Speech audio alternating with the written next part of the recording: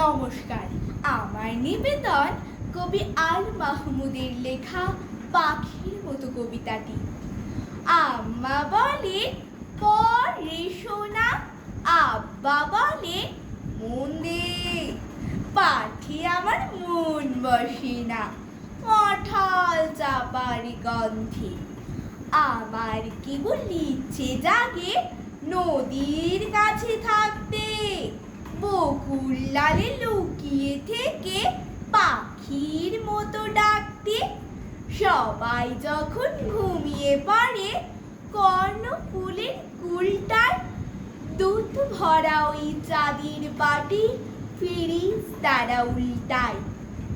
তখন কেবল ভাবতে থাকি কেমন করে উড়ব, কেমন করে শহরে ছেড়ে সবুজ গায়ে ঘুরব।